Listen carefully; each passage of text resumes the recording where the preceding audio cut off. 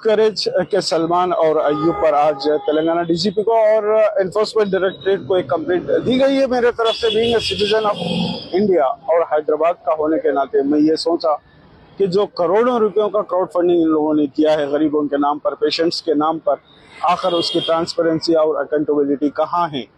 फलस्तीन के शहीदों के नाम पर इन लोगों ने करोड़ों रुपए वसूला है। पूरे दुनिया के मुसलमानों ने इनको पैसा भेजा है।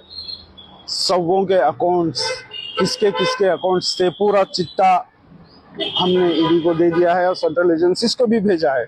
हम इनको एक इंडिया का इकोनॉमिकल टेररिस्ट भी बोल सकते हैं, इसलिए कि इसने एफसीआरए का वायोलेशन किया और बाहर से फंडिंग की। सबसे बड़ी बात तो यह है कि इजिप्ट को जब अय्यूब गया था तो वहां पर अल अजहर यूनिवर्सिटी से आपके ये कंप्लेंट करने पे कुछ एक्शन होगा या ईडी इनके ऊपर शिकंजा कसेगी या नहीं, या ये भी फिर नीरव मोदी के जैसा देश छोड़कर भाग जाएंगे?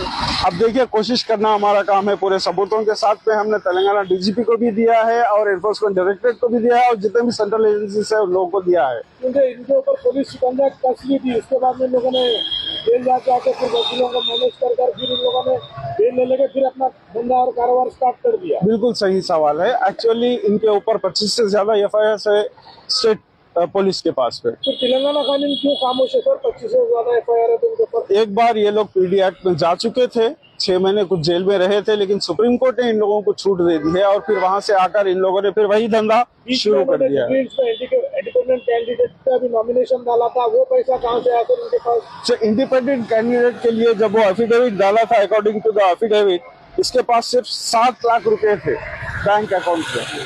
ठीक है, एक गरीब बच्चे के जैसा जो है ना, उसने इंडिपेंडेंट कैंडिडेट के तौर पे डाला है। लेकिन और आप वहां पे जो इसने वादे किए, आप खुद देखें, यूट्यूब पर देखें कि बीच में इन्होंने एक कार्ड वहां पर इश्यू किया, Yes. 4,000 या 2,000 कुछ। यस, हाँ, तो वो इनके पास कहाँ से आ रहा है सर इतना पैसा? तो एक्चुअली यही सवाल जो है ना, मैं पुलिस से और सेंट्रल एजेंसी से कर रहा हूँ कि एक पैरेलल गवर्नमेंट चलाने की कोशिश किया था जुबली हिल्स में।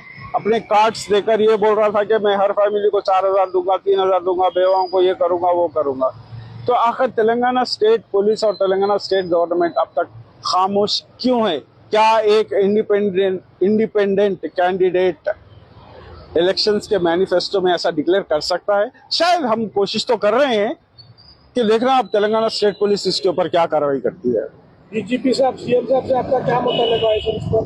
तो मुतालिबा तो हमारा यही है कि जिस तरह दूसरों को आप इंसाफ दिलाते हैं, उसी तरह जितने भी गरीब लोगों के नाम पर इन्होंने करोड़ों रुपए वसूल किया है, उन सभी को आप इंसाफ दिलाइए। और जो इमोशनल बैकग्राउंड म्यूजिक डालकर ये लोग जो करते हैं, क्राउड फंडिंग करते हैं, मुस्तहक लोगों तक नहीं जा रहे हैं। हमारा कंसर्न यही है कि सही मुस्तहक तक पैसा नहीं पहुंच रहा है। और कई लोग जो अगर आएंगे पूछेंगे कोई गरीब है, तो लोग अब झिझक जाएंगे कि ये एक्यूरेसी है या नहीं है। नवेरा शेख जो हीरा ग्रुप की फाउंडर थी, अब उनके कंपेयर में क्या इसको नवेरा शेख का भाई माना जाएगा सलमान को?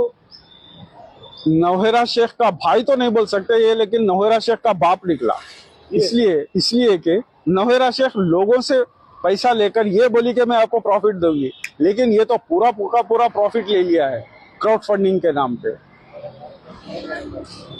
Thank you sir. Thank you.